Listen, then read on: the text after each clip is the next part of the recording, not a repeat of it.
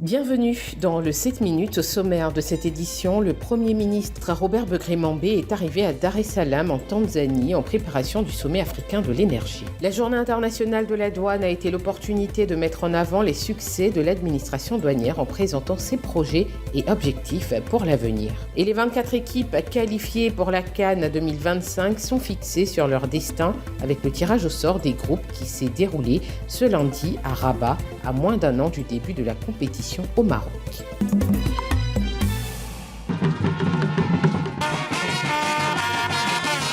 Le Premier ministre Robert Begré-Mambé est arrivé à Dar es Salaam en Tanzanie le dimanche 26 janvier en préparation du sommet africain de l'énergie, baptisé Mission 300. Il représente le président de la République Alassane Ouattara à cet événement qui se déroule les 27 et 28 janvier. À son arrivée, il a été accueilli à l'aéroport par le ministre de l'Information et de la Communication de la Tanzanie, Jerry Silaa.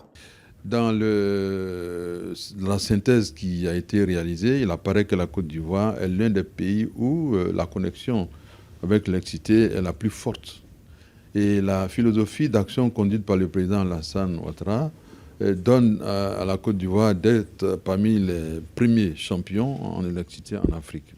C'est ainsi que nous avons été retenus parmi les 15 pays africains à présenter notre système d'électrification, la mécanique par laquelle nous déployons la proximité de l'électricité avec les populations et surtout notre capacité à nous projeter dans l'avenir. Organisé en partenariat avec l'Union africaine, la Banque mondiale et la Banque africaine de développement, ce sommet a pour objectif de favoriser la transformation énergétique du continent en mettant l'accent sur les énergies renouvelables et la création d'emplois. L'initiative Mission 300 vise à accélérer l'accès à l'électricité pour 300 millions de personnes dans le but de réduire le nombre des 600 millions d'Africains encore privés d'électricité.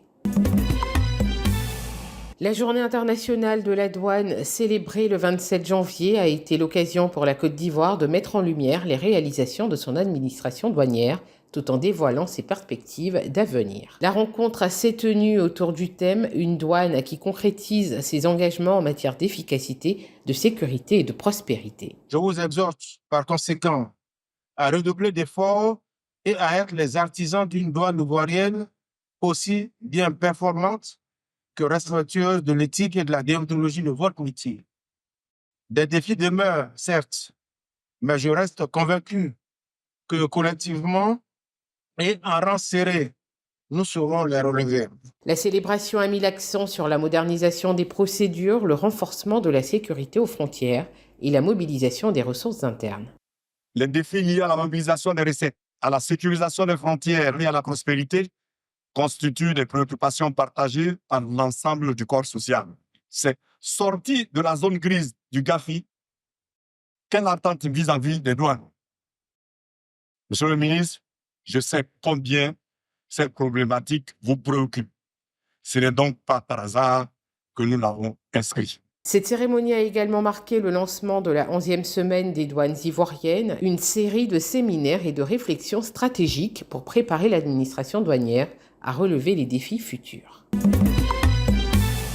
Une grande foule de jeunes militants s'est réunie au siège du RHDP situé rue Le Pic pour participer à un séminaire axé sur l'employabilité et l'insertion socio-professionnelle. Cette rencontre avait pour but de doter les jeunes du parti d'outils nécessaires pour répondre aux exigences du marché de l'emploi. Les jeunes participants ont quitté la rencontre avec des outils concrets pour leur avenir professionnel. Si nous sommes formés, vous conviendrez avec moi que nous allons profiter de toutes les opportunités qui s'offrent aujourd'hui en Côte d'Ivoire et que d'autres personnes venant d'autres pays profitent. J'encourage tous les jeunes et militants du RHDP à plus visiter la plateforme e-emploi RHDP afin de bénéficier des offres d'emploi, des formations. Sous la direction du secrétaire national chargé de l'emploi, le séminaire a mis en avant l'application e-emploi, une plateforme lancée par le RHDP. Cette application a pour objectif de former les jeunes militants et de leur offrir des opportunités adaptées à leurs aspirations professionnelles. Le président de l'Union des jeunes RHDP à l'origine de cet événement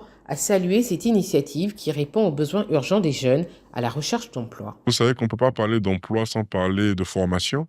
Donc, nous avons mis l'accent sur la formation, sur les formations que nous organisons au niveau du secrétariat national, à la fois des formations physiques lors des ateliers que nous organisons, mais aussi à la fois grâce aux formations et aux capsules de formation que nous avons mis en ligne et que nous mettons en ligne régulièrement sur l'application mobile et digitale e-emploi. Nous avons initié des tournées dans toutes les contrées de Cocody et nous avons rencontré plusieurs jeunes, vu que nous sommes en pleine redynamisation de nos bases sur toute l'étendue du territoire de Cocody.